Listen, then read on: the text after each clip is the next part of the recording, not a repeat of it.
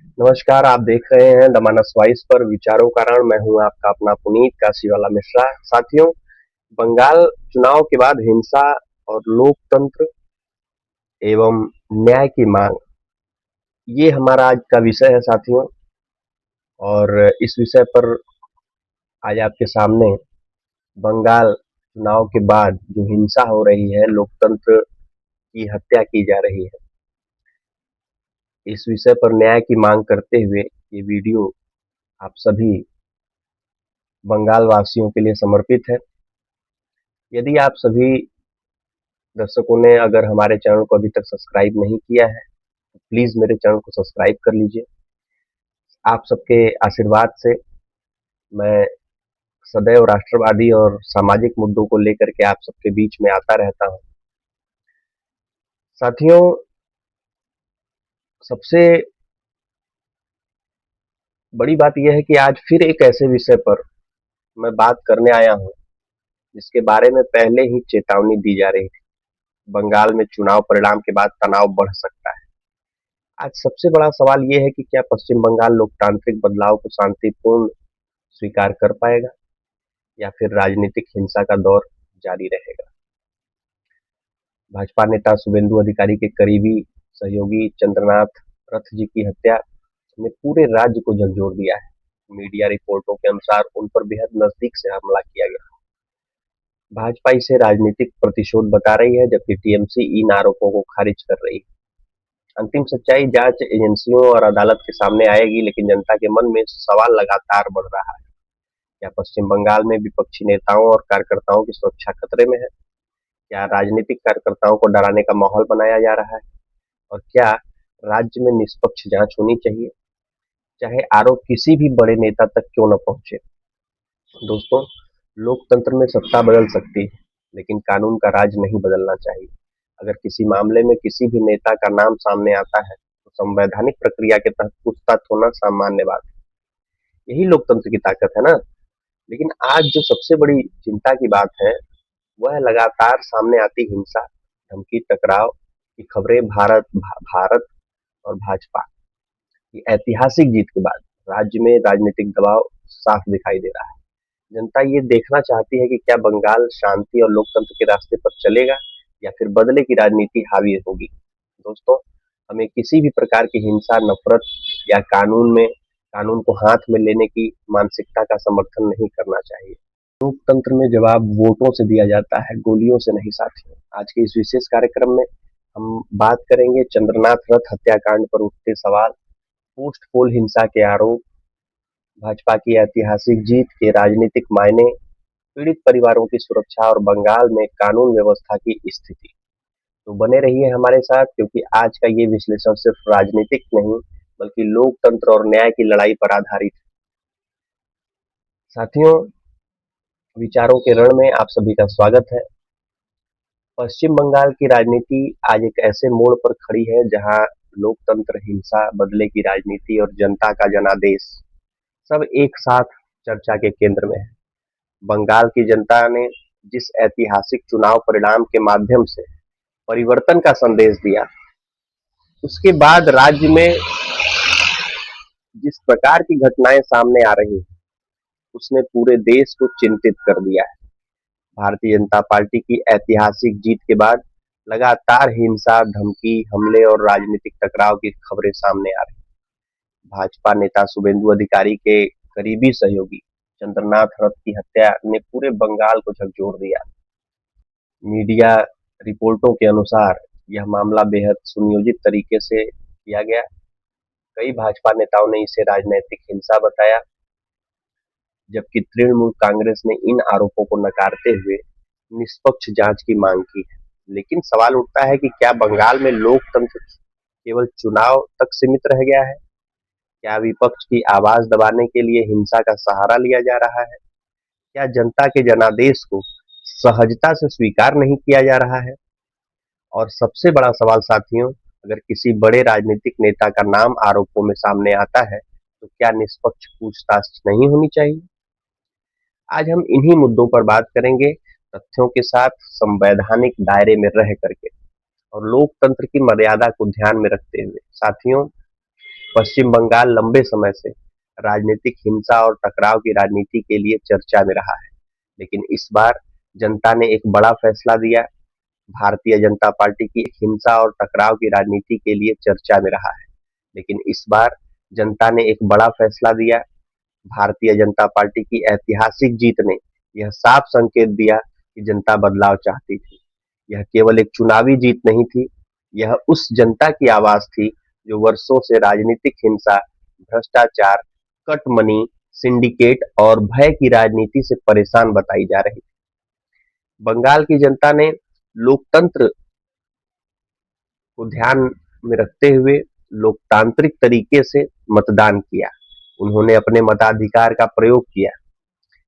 उन्होंने सरकार बदलने का फैसला किया। क्यों? क्योंकि गृह मंत्रालय का साफ कहना था कि इस बार चुनाव में कोई हिंसा नहीं होगी, आप लोग खुल करके वोट करिए और हमारी सेना, हमारे जवान आप सबकी रक्षा सुरक्षा के लिए तत्पर रहेंगे।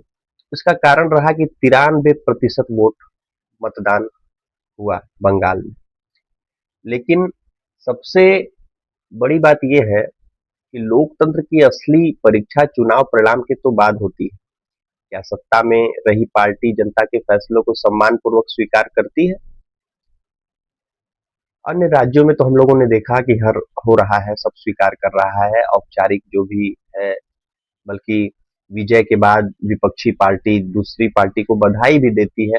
लेकिन सारे मानवीय संवैधानिक मूल्यों को ताक पर रख करके बंगाल में ममता बानो सारा खेल खेल रही है। क्या राजनीतिक मतभेद के बावजूद शांति बनाए रखी जा सकती है? यही वो सवाल है जो बंगाल में खड़ा दिखाई दे रहा है साथियों। भाजपा नेता शुभेंदु अधिकारी के करीबी सहयोगी और निजी सहायक चंद्रनाथ रथ जी की हत्या ने राजनीतिक माहौल को और गंभीर बना दिया है। विभिन्न मीडिया रिपोर्टों के अनुसार उन पर गोलीबारी की गई और जांच एजेंसियां मामले की जांच कर रही हैं। भाजपा नेताओं ने इसे राजनीतिक प्रतिशोध बताया। कुछ नेताओं ने सार्वजनिक रूप से तृणमूल कांग्रेस के नेताओं पर आरोप लगाए। वहीं दूसरी ओर टीएमसी ने इन आरोपों को खारिज करते हुए कहा कि दोषियों को सजा मिलनी चाहिए, निष्पक्ष जांच होनी चाहिए। अब यहाँ एक संवैधानिक प्रश्न ये उठता है कि अगर किसी भी मामले में किसी बड़े नेता का नाम आरोपों में लिया जाता है तो क्या जांच एजेंसियों को निष्पक्ष रूप से पूछताछ नहीं करनी चाहिए?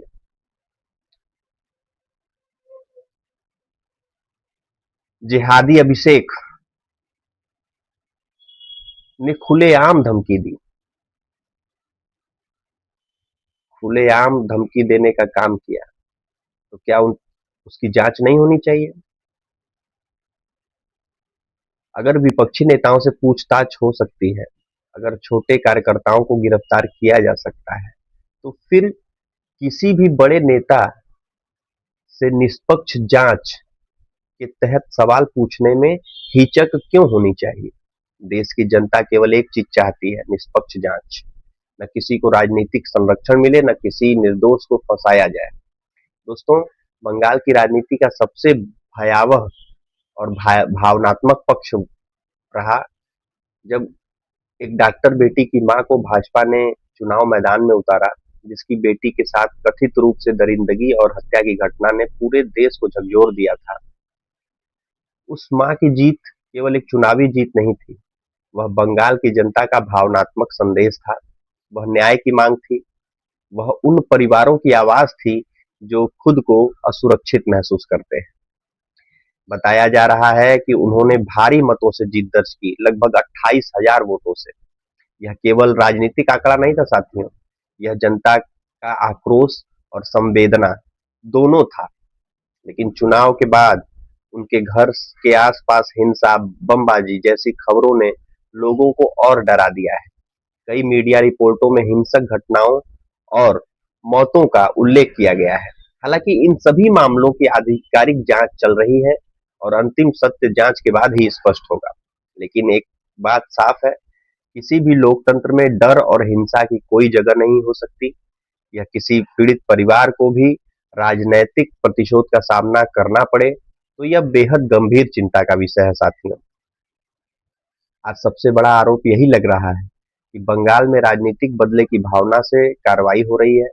भाजपा लगातार दावा कर रही है कि उसके कार्यकर्ताओं को निशाना बनाया जा रहा है। वहीं टीएमसी भी अपने कार्यकर्ताओं पर हमलों की बात कह रही है। यानी सच सामने लाने की जिम्मेदारी अब एजेंसियों और न्यायपालिका पर है। लेकिन यहाँ राजनीतिक संस्कृति पर सवाल उठना स्वाभाविक है। क्या लोकतंत्र में विरोधी विचार रखने वालों को दुश्मन मान लिया जाएगा? क्या चुनाव हारने या जीतने के बाद हिंसा ही राजनीति का माध्यम बनेगी? क्या बंगाल फिर उसी दौर में लौट रहा है जहां राजनीतिक पहचान के आधार पर लोगों को डराया जाता था? साथियों, ये समय किसी समुदाय, धर्म, आम जनता के खिलाफ नफरत फैलाने का नहीं है। यह समय कानून व्यवस्था मजबूत करने और दोषियों पर कड़ी से कड़ी कार्रवाई करने का है। बंगाल विवेकानंद, पंडित श्यामा प्रसाद मुखर्जी, नेताजी सुभाष चंद्र बोस और रविन्द्रनाथ टैगोर की धरती है।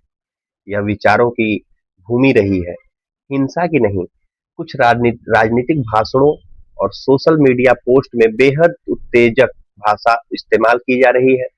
लेकिन हमें याद रखना चाहिए कि लोकतंत्र में संविधान सबसे ऊपर है। किसी भी समस्या का समाधान कानून के दायरे में रहकर ही संभव है। भाजपा समर्थकों के बीच ये भावना जरूर दिखाई दे रही है कि जनता ने बड़े बदलाव के लिए वोट दिया है और वे सख्त प्रशासन चाहते हैं। कई लोग उत्तर प्रदेश और असम जैसे राज्यों के कानून व्यवस्था मॉडल की चर्चा कर रहे हैं। लेकिन किसी भी राज्य में कार्रवाई कानून और संविधान के अनुसार ही होनी चाहिए। जनता की स्पष्ट मांग है कि राजनीतिक हिंसा बंद हो, दोषियों पर निष्पक्ष रूप से कार्रवाई हो, पीड़ित परिवारों को सुरक्षा मिले और बंगाल में भय मुक्त माहौल बनाया जाए। साथियों, मोदी है तो मुमकिन है, भाजपा है तो सब कुछ संभव है। क्योंकि आपने देखा 370 हटने के बाद आज कश्मीर में कोई है जो पत्थर चला रहा है? नहीं चला रहा है। तो जैसे ही सरकार बनेगी भारतीय जनता पार्टी की बंगाल में, समय लगेगा,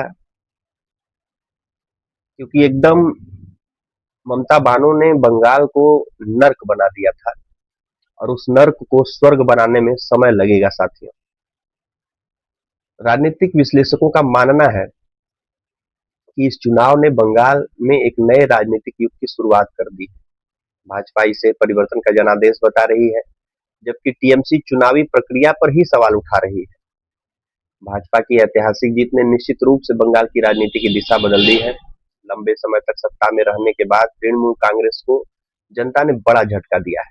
लेकिन लोकतंत्र में अंतिम निर्णय जनता का होता है और जब जनता फैसला दे देती है तो हर राजनीतिक दल का कर्तव्य है कि उस फैसले का सम्मान करे। हार जीत राजनीति का हिस्सा है, लेकिन अगर हार के बाद हिंसा बढ़े, अगर कार्यकर्ताओं पर हमले हों, अगर भय का माहौल बने तो यह लोकतंत्र के लिए खतरनाक संकेत है भाइयों बहनों। अब सबसे हम इस मंच से, अपने इस वीडियो के माध्यम से, अपने इस चैनल के माध्यम से कहना चाहते हैं कि किसी भी अपराधी को बख्शा नहीं जाना चाहिए, चाहे वह किसी भी पार्टी का हो। अगर भाजपा कार्यकर्ता दोषी हो तो उन पर भी कार्रवाई हो, अगर टीएमसी के लोग दोषी पाए जाएं तो उन पर भी कानूनी शिकंजा कसा जाना चाहिए। देश संविधान से चलता है, किसी पार्टी के डर से नहीं। इसलिए आज सबसे जरूरी है चंद्रनाथ रथ हत्याकांड की निष्पक्ष जांच, पोस्ट पोल हिंसा की जो है स्वतंत्र जांच, पीड़ित परिवारों को सुरक्षा, राजनीतिक हिंसा पर सख्त कार्रवाई और कानून के सामने सबकी समान जवाबदेही सुनिश्चित की जाए। अगर किसी नेता का नाम आरोपों में आता है तो संवैधानिक प्रक्रिया के तहत पूछताछ होना लोकतंत्र का सामान्य हिस्सा है, न कि बदले की राजनीति है साथियों। जिहादी अभिषेक की तो निश्चित रूप से जांच करवानी चाहिए। दोस्तों, बंगाल एक राज्य नहीं, यह भारत की सांस्कृतिक चेतना का महत्वपूर्ण केंद्र है। बंगाल की जनता ने अपने जनादेश में दिखा दिया। अब जिम्मेदारी राजनीतिक दलों की है कि वे लोकतंत्र को मजबूत करें, न कि हिंसा हो।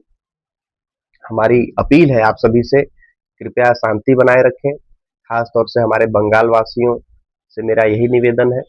कानून पर भरोसा रखें। भारतीय जनता पार्टी के कार्यकर्ता कोई भी गलत कदम न उठाएं, उनके लिए कानून है, कानून सब कुछ ठीक करेगा। 29 ठो बुलडोजर जा चुका है बंगाल में, गाजियाबाद से। अब बुलडोजर क्यों गया है ये बताने की आवश्यकता आप सभी को नहीं है। आप सभी अपने अपने प्लेटफॉर्म से सिर्फ दोषियों को सजा दिलाने के लिए निष्पक्ष जांच की मांग करें। लोकतंत्र में विचारों की लड़ाई होनी चाहिए, गोलियों और बमों की नहीं। आज के लिए बस इतना ही साथियों। अगर आपको हमारा ये विश्लेषण पसंद आया हो तो वीडियो को लाइक करिए, चैनल दबाना स्वाइस को सब्सक्राइब करिए, कमेंट में अपनी राय जरूर दीजिए।